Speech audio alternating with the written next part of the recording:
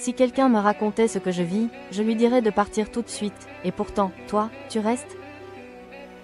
Tu sais que certaines choses que tu acceptes ne sont pas normales. Tu te dis que tu ne laisserais jamais un ami vivre ça. Mais quand il s'agit de toi, tu trouves toujours une raison de minimiser, d'excuser, de pardonner encore. Dans cette vidéo, on va voir pourquoi tu acceptes l'inacceptable dans tes relations, et surtout, par quoi tu peux commencer pour arrêter progressivement. Bienvenue sur Zone Psy Relations. Ici, on parle de relations toxiques, de manipulation, de dépendance affective et d'estime de soi. Si ce n'est pas déjà fait, abonne-toi à la chaîne. On va mettre des mots sur ce que tu vis, sans jugement. On commence. 1. Tu as appris à normaliser la souffrance si, dans ton histoire, tu as souvent été confronté, à des cris, des humiliations, des silences, des conflits. Ton cerveau a pu intégrer que c'est ça, la vie, ou c'est ça, l'amour. Tu n'aimes pas ça, mais tu n'es pas choqué, comme tu devrais l'être. Quand quelque chose de violent se passe, tu te dis, c'est pas si grave, ça arrive à tout le monde, on a tous des mauvais côtés. La souffrance t'est tellement familière que tu as du mal à l'identifier comme un vrai problème. 2. Tu as peur de passer pour ingrat, Tu vois aussi ce que l'autre t'apporte, des bons moments, de l'affection parfois, du soutien dans certaines situations. Alors, quand il ou elle dépasse les limites, tu te dis, oui, mais elle a aussi fait ça pour moi, je ne peux pas oublier tout le reste. Tu as peur qu'en disant stop, on t'accuse d'effacer tout le bien pour te concentrer uniquement sur le mal. Résultat, tu encaisses, en silence, pour ne pas passer pour quelqu'un de dur, d'ingrat, de trop radical, 3. Tu te dis que tu peux encaisser plus que les autres, tu peux être l'image de quelqu'un de fort, de résistant, de capable de tout supporter. Alors tu encaisses. Tu te dis, je peux gérer, je suis solide, d'autres vivent pire et continuent. Tu utilises ta force contre toi. Au lieu de te protéger, ta capacité à encaisser devient une excuse pour rester dans des situations qui te détruisent. Être fort, ce n'est pas tout supporter. C'est aussi savoir dire, là, c'est trop pour moi. 4. Tu as peur de ce que ça dirait de toi si tu partais partir. C'est aussi admettre, je me suis trompé, j'ai trop laissé passer. J'ai accepté l'inacceptable. Ça fait mal à l'ego. Tu peux avoir peur du regard des autres. Pourquoi tu es resté, si longtemps? Comment tu as pu laisser faire ça?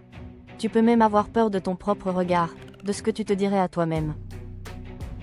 Alors, au lieu d'affronter cette douleur-là, tu restes, en te disant qu'avec le temps, ça ira mieux, ou que ça finira par se tasser. 5. Tu as peur d'être le méchant de l'histoire, surtout si l'autre joue bien la victime. Quand tu veux mettre une limite, on te renvoie. Après tout ce que j'ai fait pour toi, tu veux vraiment me laisser dans cet état? Tout le monde me lâche, et maintenant toi aussi? Tu te vois déjà dans le rôle de celui, celle qui abandonne, qui fait du mal, qui casse la famille, qui gâche tout. Alors tu restes, pour ne pas porter cette image-là. Mais pendant ce temps-là, tu continues de te faire du mal à toi. 6. Tu espères toujours elle va changer pour de bonnes. Il y a parfois des excuses, des promesses, des périodes où tout va mieux. Tu te dis, cette fois, c'est la bonne. Je vois elle fait des efforts. Et peut-être qu'il y en a, mais pas assez pour que la relation devienne vraiment saine. Tu vis en permanence dans l'entre-deux. Ce n'est pas assez horrible pour partir, mais pas assez bon pour être heureux, L'espoir est beau, mais s'il te fait rester dans quelque chose qui te détruit, il te fait aussi du mal. 7. Par quoi tu peux commencer pour arrêter d'accepter l'inacceptable? Tu n'es pas obligé, de tout changer aujourd'hui. Mais tu peux commencer par 3 choses. Première chose, nommer ce que tu vis. Appeler une humiliation, une humiliation. Appeler un manque de respect, un manque de respect. Ne plus dire « on s'est disputé », quand, en réalité, tu t'es fait écraser. Deuxième chose, arrêter de te comparer à pire. Ce n'est pas parce que il ne te frappe pas, ou parce que d'autres vivent pire, que tu dois tout accepter. Ta souffrance est légitime, même si elle ne ressemble à celle de personne. Troisième chose, poser une micro-limite. Tu n'es pas obligé, de tout quitter. Mais tu peux commencer par dire, cette phrase, tu ne me la diras plus, ou, si tu me parles comme ça, je quitte la conversation. Et surtout, d'obtenir cette limite.